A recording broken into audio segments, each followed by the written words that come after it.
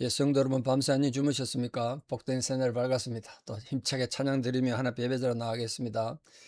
70장, 70장 애전찬송 79장입니다. 피난처 있으니 함께 찬양 드립니다. 70장입니다.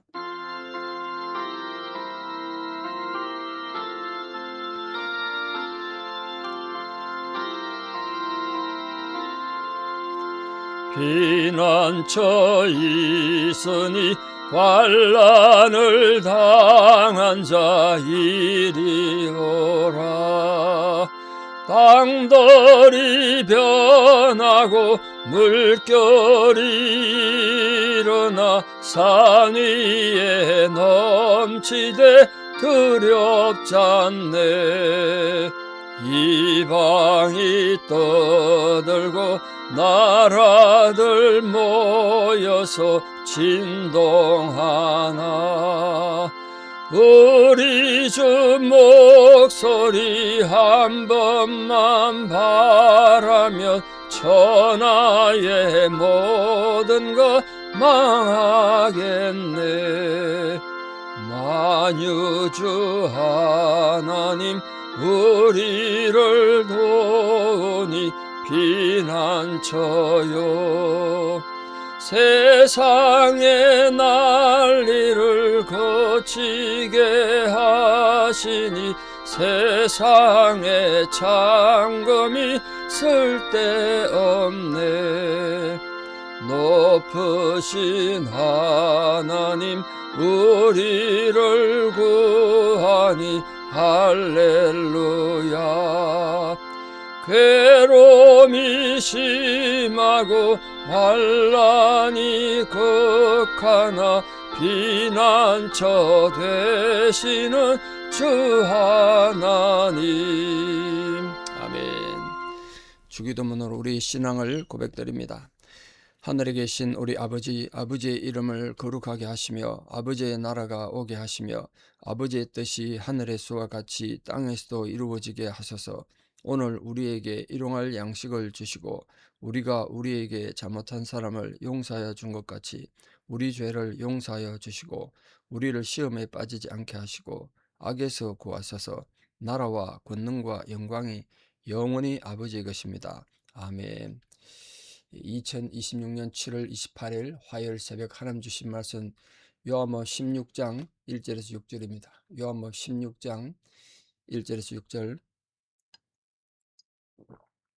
봉독에 올립니다. 요한복음 16장 1절입니다. 내가 이것을 너희에게 이름은 너희로 실족하지 않게 하려 함이니 사람들이 너희를 출교할 뿐 아니라 때가 이르면 물은 너희를 죽이는 자가 생각하기를 이것이 하나님을 섬기는 일이라 하리라. 그들이 이런 일을 할 것은 아버지와 나를 알지 못함이라.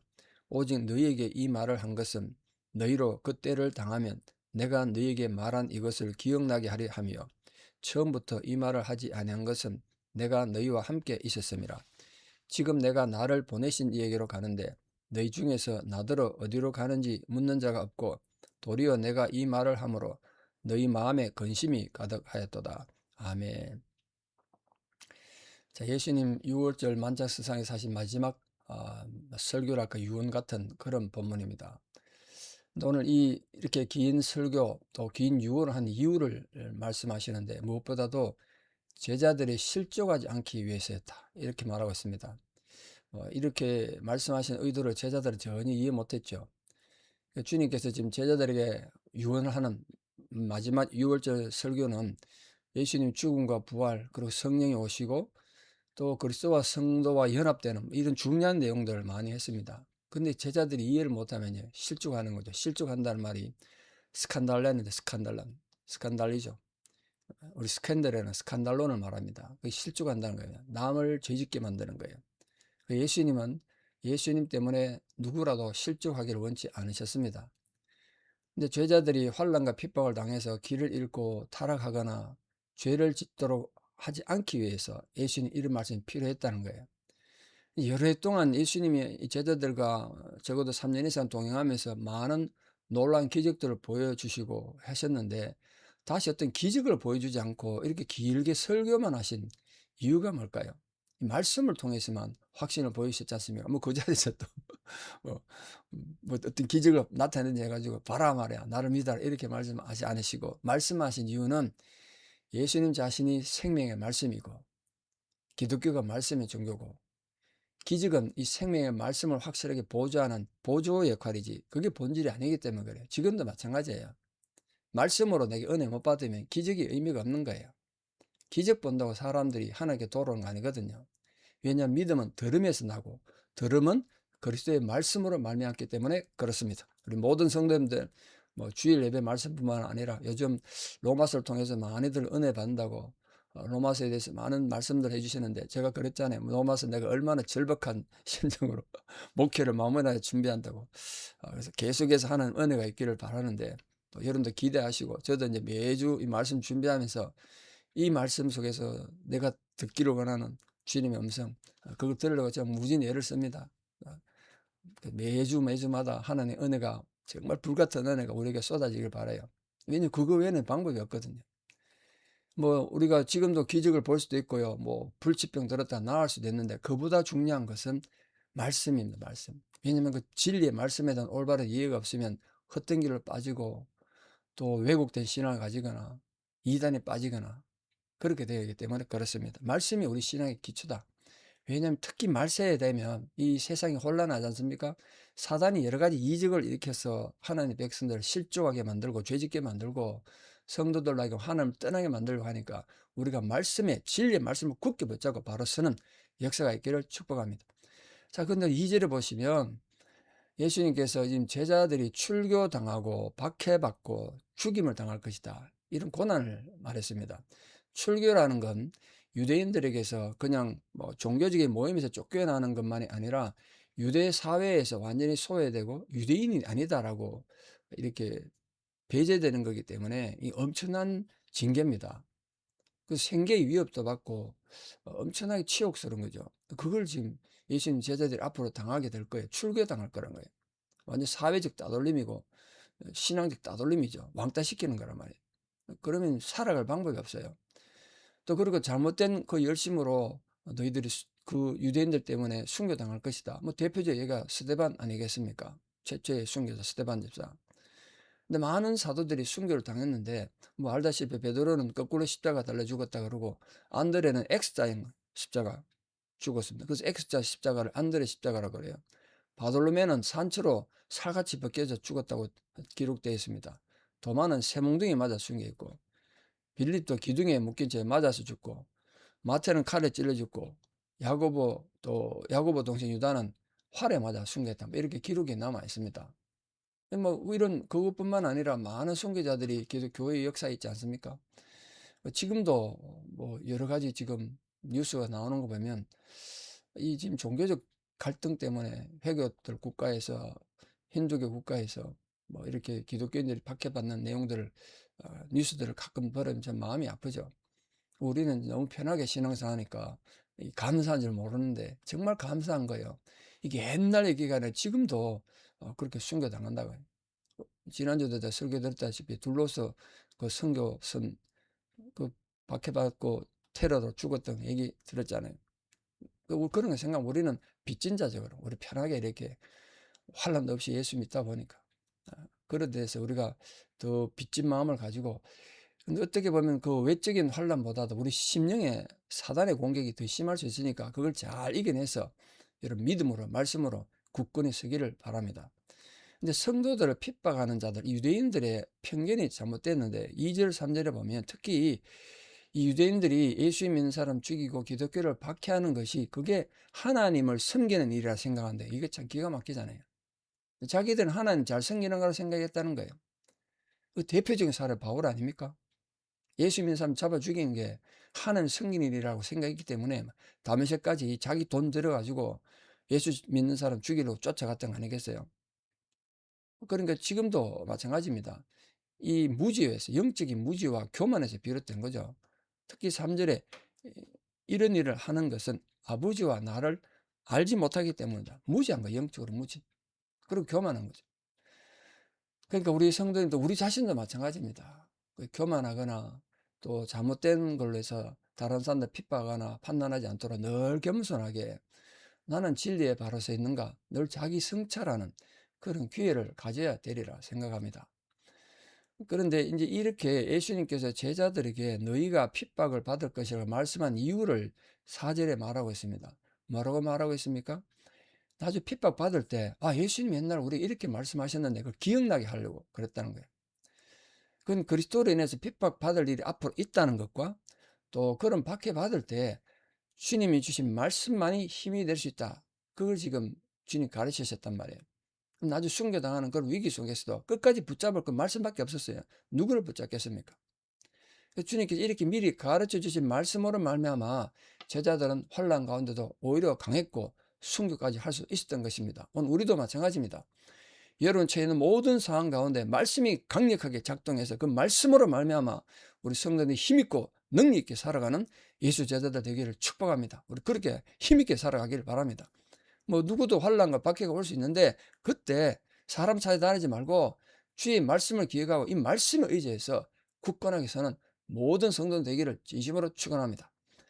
자, 주님께서 처음부터 핍박에 대해서 말씀하지 않으신 이유가 뭐냐면 그들과 함께 있었기 때문이에요. 4절에 보니까 내가 이 말을 아니한 것은 이때까지 이 말 아니한 것은 내가 너희와 함께 있었기 때문이다. 이렇게 말했습니다. 지금까지도 사단의 공격이 있었지 않습니까? 유대인들의 공격이 있었고 사단이 예수님 직접 공격했지만 이런 비극적 얘기를 하지 않았던 이유는 예수님이 그걸 다 막아내셨잖아요. 다 사단을 물리치고 유대인들과 바리새인들과 갈등 속에 다 이겨내셨습니다. 방패가 되어주신 거죠. 이제까지 제자들의 방패가 되셨지만 이제 앞으로는 제자들은 스스로 그 갈등과 공격 속에서 사단의 공격을 이겨내야 되는 영적 전쟁을 해야 된단 말이에요. 그러니까 이제부터 너희들 정신 바짝 차리고 영적 전쟁에서 준비가 잘 되기를 바란다. 이렇게 말씀하셨어요. 그러나 오늘날 우리 모든 성도들도 세상 끝날까지 주님이 우리와 함께 하신다는 그 약속을 믿고 말씀을 믿고 세상 끝날까지 너희와 함께 하리라고 예수님 성천하시면서 마태복음 28장에서 얘기하셨잖아요. 그 약속을 믿고 시련이 와도 낙심하지 말고 어떤 위기와 고통 가운데서도 지난주 설교처럼 소망과 인내로 여러분 신앙의 경주를 하여 믿음에 승리하는 모든 성도 되기를 진심으로 축원합니다. 근데 5절에 보시면 주님께서 어디로 가신다 그러셨냐면 나를 보내신 이에게로 간다 이렇게 말했습니다. 앞에 13장에서는 아버지께로 간다 또 하나님께 간다 이렇게 말씀하셨는데 나를 보내신 이가 결국 하나님이라는 뜻이죠. 하나님이 주님의 아버지란 뜻이 되겠습니다. 그러니까 지금 주님께서 하나님께로 아버지께로 가셔야 보혜사 성령이 오시는 거예요. 그러니까 여기 지금 하나님, 성부 하나님, 성자 예수님, 성령까지 다 등장하는 삼위일체 중요한 교리가 되겠습니다. 근데 제자들 가운데 보십시오. 5절에 나더러 어디로 가는지 묻는 자가 없다 이렇게 말했는데 진짜 묻는 자가 없었습니까? 아니거든요. 앞에 13장, 14장에서 주님께 물었다고 제자들이 어디로 가십니까? 근데 그런 질문을 오늘 한 사람이 없다고 말하고 있습니다. 모순 아닌가요? 이유가 있습니다. 제자들이 주님 어디로 가십니까? 이렇게 물었던 동기는 예수님의 사역의 방향이나 예수님의 이 십자가 죽음을 이해해서 묻는 게 아니에요. 그냥 육신적인 이별에만 집착해가지고 주님의 영적인 사역, 인류 구원의 문제에 아무 관심이 없고 예수님 우리를 떠나시면 어떡합니까? 자기들 손해보는 것만 생각한 거예요. 그걸 지금 예수님께 지적한 겁니다. 그 너희들이 영적으로 정말 인간 구원을 위해서 내가 죽어야 되는 이 문제에 대해서 아무도 관심이 없구나. 아무도 질문이 없구나. 이런 뜻으로 말씀하신 거예요. 지금도 우리가 물론 세상을 살아야 되니까 그런데 세상의 일과 육신적인 일에만 관심을 두다 보면 진짜 중요한 주님의 일, 영적인 일을 소홀히 할 수 있단 말이에요. 그런데 소홀히 하지 않도록 영혼이 잘 깨어서 영적으로 무장 잘해서 주님의 제자로 잘 준비된 우리가 되기를 소망합니다. 근데 주님이 제자들을 떠난다 그러니까 6절에 제자들 반응이 어땠습니까? 근심이 가득했대요. 근심이 가득했어. 영적인 무지에서 비롯된 쓸데없는 근심 아닙니까? 왜냐하면 주께서 떠나가시는 목적과 의도를 알았다면 오히려 기뻐했을 텐데 왜 그래야 성령이 올 거니까. 이건 인간적인 감정이 앞섰기 때문에 영적으로 무지해서 이런 슬픔을 가졌을 것입니다. 근심이 가득했죠. 많은 순교자들은 그들이 가진 하늘나라 보배가 얼마나 소중한지 알았기 때문에 육신의 죽음도 기꺼이 감내한 거 아닙니까? 생각하건대 현재의 고난은 장차 나타날 영광과 좋게 비교할 수 없다. 지난주에 배웠지 않습니까? 우리에게도 그게 있기를 바라요. 물론 우리가 오늘도 무엇을 입고 무엇을 먹고 무엇을 쓸 것인가 그 필요합니다만, 그런데 근심하느라고 진짜 우리에게 모든 것을 공급하시는 하나님에 대한 신뢰를 잊어버리면 안 되잖아요. 절대로 하나님의 신뢰를 잃어버리지 않도록 장차 나타날 영광과 좋게 비교할 수 없다. 그 약속을 굳게 붙잡고 하나님께서는 하나님의 자녀된 우리 입양된 자녀들인데 우리를 키우시고 가르치시고 인도하신다는 그 신앙을 굳게 붙잡고 하나님을 의지하기를 바랍니다. 근데 그런 신앙을 가질 때 우리가 모든 성도님들이 인간적 근심과 염려, 슬픔에서 벗어나서 기쁨과 평안을 누릴 줄 믿습니다. 오늘 또 주님 주시는 이 진리의 말씀, 복의 말씀을 굳게 붙잡고 기쁨과 평안 가운데 살아가는 복된 성도들 다 되시기를 우리 주 예수 그리스도 이름으로 축원합니다. 기도드리겠습니다. 아버지 하나님, 오늘도 주님께서 제자들에게 마지막 유언 같은 설교를 하시면서 그들이 나중에 실족하지 않도록 이렇게 말씀하셨다고 하셨습니다. 지금은 제자들이 어리석고 연약해서 깨닫지 못하지만 이후에 그들이 성령을 받고 주님의 이 가르침을 깨달아 그들 모두가 순교자가 되고 위대한 사도들이 되셨습니다. 우리 또한 이 주님의 가르침을 가슴에 잘 새겨서 생각한데 현재 이 고난은 장차 나타날 영광과 좋게 비교할 수 없다는 위대한 신앙의 고백을 하고 기쁨과 소망으로 주를 바라봄으로 소망과 인내로 모든 고난을 견디는 위대한 성도 다 되게 도와주시옵소서. 이제는 우리 주 예수 그리스도의 은혜와 하나님 아버지의 만극하신 사랑과 성령님의 위로교통 역사하심이 오늘도 주님 앞에 나와 주님의 십자가 의미를 깊이 깨닫고 그 십자가를 지고 자기를 부증하고 살아가는 성도 되기를 결단하는 성도님들의 위대한 신앙의 고백 위에 또 우리 사랑하는 모든 자녀들 삶 위에 지금도 병상에서 고통받고 주님의 위로와 격려가 필요한 고난 가운데 있는 성도님들, 노안으로 고생하시는 분들, 우리 사람 모든 성령사님들 사역 위에 이제부터 영원토록 함께 하시옵기를 간절히 축원하옵나이다. 아멘. 이 하루도 주님과 복된 동행하는 성도 되기를 축복합니다. 감사합니다.